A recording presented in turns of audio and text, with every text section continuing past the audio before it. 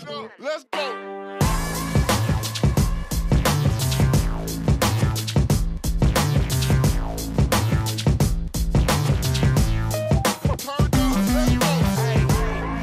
Já, sælverði, við flautum til leiks í þessum þriðja þætti af taktíkinni.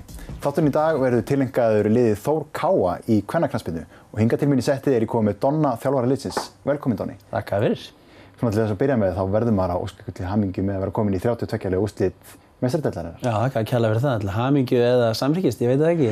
Nei, auðvitað er það hamingja, þannig að þakka að kærlega fyrir það. Ja, þetta er ekki smá andstæðingur sem þið eru að fá þarna í 32 liða. Nú komast hvað, 4 sinnum í úrslit og 2 sigra? Já, Wolfsburg er náttúrulega líklega bara eitt af bestu liðum í heimi. Eitt af líklega topp 5 í bestu liðum heims. Þannig að það er nú ekki aðmennilegt að fá þannig lið hérna á Þórsvöllinn okkar og okkar heima öll og fara svo að heimsækja þær. Það verður bara alveg geggjuð upplifun fyrir okkur öll sem koma að þessu. Hvernig leggum við svona leik upp? Þið hafið væntanlega engu að tapa? Nei, auðvitað ekki. Við erum klárlega þannig og við náttúrulega ætlum bara að vinna, engin spurning. Við höfum alltaf farið í alla leiki til þess að vinna og ég get ekki séð að það ætti ekki verið einasta breyting á. En hins vegar held ég að þetta verði virkilega erfiður leikur, klárlega, og það mun liggja mikið á okkur. Og það verður spennandi bara að sjá hvernig stelpurnar höndla svona andstæðing. Við spiluðum við Ajax núna fyrir ekki svo löngu síðan og vissulega sterkari andstæðingur að mörgu leyti á pappír allavega og stelpurnar höndluðu það stórkostlega. Þetta er örlítið sterkari andstæðingur en við ætlum að gera vel. Þú nefnir Ajax, þessi riðlakeppni, þetta eru 3 leikir á hvað viku, þetta er rosalegt prógram. Já, 3 leikir á 8 dögum eða hvað það var og mjög erfitt prógram, engin spurning. Spila náttúrulega erlendis og spila stíft, spila á gervigrassi, spila náttúrulega á heimavelli einsliðsins ofan á það. Og þetta tekur mjög á, hópinn og liðið og okkur öll sem stöndum að þessu.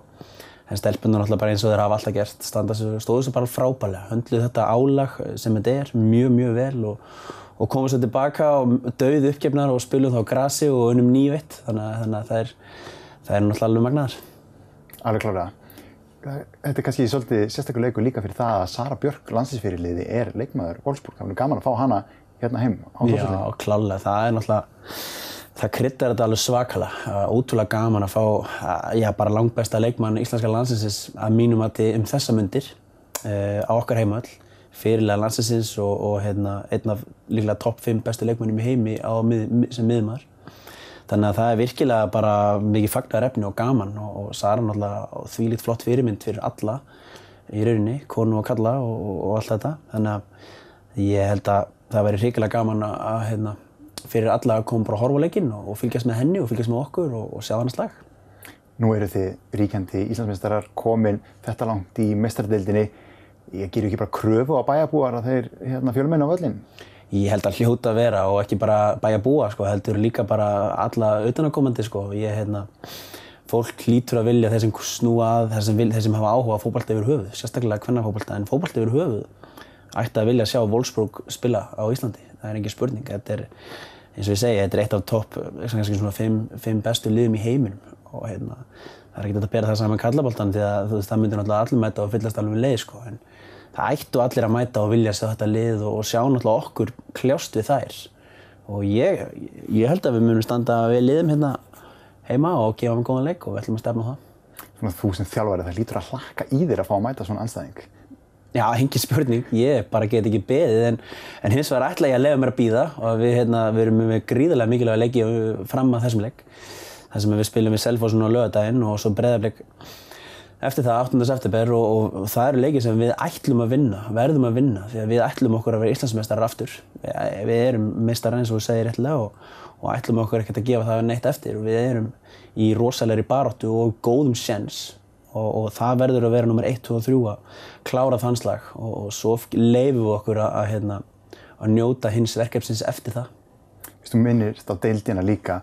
Það hlýtur að passa vel upp á það að þetta taki ekki fókusinn af deildinni líka sem er gríðarlega jöfn þarna efst uppi. Já, engin spurning og það var rosalega mikið kúnst skal ég segja fyrir síðasta leik. Við komum heim allir mjög þreyttir og búin mikið álag, spiluðum 3, 4 dögum eftir að við komum heim, eftir að lendum, eftir allt. Spilum þá okkar heima allir við lið sem er í botnbaráttu og verður raunin að vinna okkur.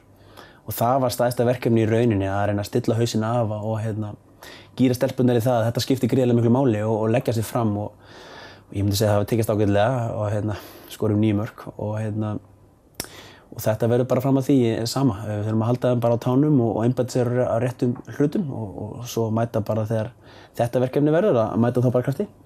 Þetta svakalega hörð barátta milli ykkar og Breiðabliks og það bara ekkert svigrúm til þess að vera að missa stig neins staðar. Nei, við erum búin að missa öll þau stig sem við megum missa og það bara voðalega einfalt. Breiðablik mun ekki tapa neinn leik í viðbót nema mót okkur og þannig að við verðum bara að gjöra svo vel að klára okkar alla leiki og ef við gerum það ekki þá verðum við ekki Íslandsmeistarar en ef við gerum það þá verðum við Íslandsmeistarar og ég er svo sannfærður að það verði því síðara hjá okkur. Við erum að tala Breiðablik, við erum að tala Stjörnuna og Val sem þrjá síðustu leikina hjá ykkur. Þetta ekkert grín prógram. Nei, þetta bara æðislegt. Þetta bara geggjað. Við og þessi hópur sem við erum með hjá Þór Káa, við elskum stóru leikina. Við elskum að spila leikir skipta ykkur máli, auðvitað skipta allir leikir máli, ekki misskilja, en það allt undir á móti þessum liðum og hingað til í deildinni, það að segja fyrra og í ár, og höfum við bara komið ansi vel út úr þessum viðureignum. Við höfum aldrei tapað hingað til í deildinni á móti þessum liðum sem þú nefnir. Þannig að við ætlum ekkert að slaka á, það verður að bæta í. Vissulega missum við hrikalega sterkan póst út, hann Örnu Sif, og hún verður frá í eitthvað tíma. Vonandi verður eitthvað kraftaverk og hún verður eitthvað með, en við sjáum til. En ég treysti þessum stelpum sem eru að fylla hennar skarð, sem alveg svakalega vel. Ja. Þeir eru algjörir meistarar og þeir klára þetta vel. Núna það þannig að þið vinnið Breiðablik í fyrri umferðinni, 2-0. En það kannski smámunir sem að fara í þetta en þið missið 5 stig og það er að 4 á móti Selfoss og KR sem í neðri hlutanum. Hvað gerist það? Já, mér langar bara að fara að gráta þegar við verðum upp. Þetta alveg ömurlegt. Það erfitt með að útskýra það. Við vorum að fara erlendis fyrir KR-leikinn og kannski tókst mér ekki nógu vel til þar í rauninni að dempa hausinn á réttan staði eða hvað. En við hins vegar fáum okkur bara 2 skot í leiknum og það eru 2 mörk og aftur á móti eigum við þó nokkuð að færum sem við náum bara ekki að setja inn. Og þannig það í fótboltamaður, ef þú nýtur ekki færið inn þá alltaf síðan svo að hitt líka grísist á að eiga 2 langskot sem að gætu færið inn sem að gerist í þessu leik. Og mótið Selfossi var bara, það var bara varna múr og það var hrikalega erfitt og þær hafa verið að gefa öllum liðum hrikalega góðan leik, sérstaklega á sínum heimavelli. Og við erum að fara að spila við þeirra mitt aftur þar sem allir verða gjörsamlega brjálaðir á móti þeim því að þetta eru rosalega dýr stig og við sjáum mjög eftir þessum stigum því að við ætluðum okkur ekki að tapa neinum stigum eðlilega og þegar mótið þessum liðum með fullir virðingu í þeim þá eigum við bara ekki að tapa stigum. Við erum töluvert sterkari lið heldur en þessi lið. Og þannig að við erum svona grætur þetta stundum en það er svona svo mikilvægt bara í lífinu yfir höfuð að maður horfir fram á veginn og einbyttir sig því sem maður getur breytt. Getum ekkert breytt þessu en við getum hins vegar breytt því sem gerist næst. Og við einbyttum okkur bara af besta móti núna, næsta leik sem Selfoss og ætlum að byrja því að vinna hann og svo sjáum við bara hvað gerist eftir það. Fótboltinn er andlegt sport, það eru meiðsli og það eru niðursveiflur líka, það er að kunna takast á við það. Já, fótboltinn er, ég myndi segja að fótbolta væri svona 70% andlegir þættir, svona andlegir hlutir sem að tengjast svo mörgu. Því að þjálfun er að mínum mati ekkert nema samspil leikmanna og þjálfara og þjálfara teymis. Og það þarf að vinna að svo mörgu öðru heldur en bara því að sparka boltanum í marki og hinum og svoleiðis. Heldur skiptir svo gríðarlega miklu máli að undirbúa sig andlega á svo margan hátt. Við getum það hafa verið miklu lengri þátt til þess að útskýra þetta betur en þetta er miklu margþættara að mínu mati heldur en bara mæta á æfinguna og svo er leikur og eitthvað svoleiðis sko. Við undirbúum okkur gríðarlega vel fyrir hvern einasta leik, andlega og líkamlega og svona taktískt og svo bara það hefur skilað okkur ágætis árangur hingað til og vonandi áfram bara. Já, maður heyrir það líka á eins og leikmönnum í viðtölum, það eru óhrættar við að viðurkenna háleit markmiðið og ætla ekki að tapa leik og við ætlum bara að vera Íslandsmeistarar alveg frá byrjun. Ég meina keppnisfólk sem er á svona háum standard sem er svona afreksmenn þeir eiga að stefna á eins hátt og þeir geta. Og ég gera það sjálfur, ég ætla að vera besti þjálfari á Íslandi og ég tel mig vera ansi langt kominn. En það er bara þannig. Það er engin ástæða til þess að vera í hlutum í hálfgák. Það er engin ástæða til þess að stefna okkur öðru heldur en að vera bara bestur eða best eða hvað það er. Þannig að eðlilega á hugafara mínu mati hjá afreksfólki á þessum standard sem stelpurnar okkar eru að það á að vera, það er eiga að stefna eins hátt og hægt er og það er þá væntanlega bara að vinna allt. Og það hefur gengið ágætlega hingað til nema í bikarnum og við ætlum ekkert að slaka á þar. Svona að lokum þá verði ég að spyrja það út í það sem þú bæði þjálfað meistaraflokk karla og kvenna og það bæði með góðum árangri og það nú ekkert algengt. Biðja aðeins að svona, hvernig er munurinn? Sko það engin munurinn á hvernig ég þjálfa liðin. Það eru sömu æfingar rauninni og sama nálgun svona á leikmannahópinn og það bara verið að þjálfa afreksfólk og mér finnst það einstaklega gaman að vinna með fólki sem leggur miklu að vinna á sig þannig að mér finnst rosalega lítill munur á því og miklu minni munur kannski heldur en margur myndi halda.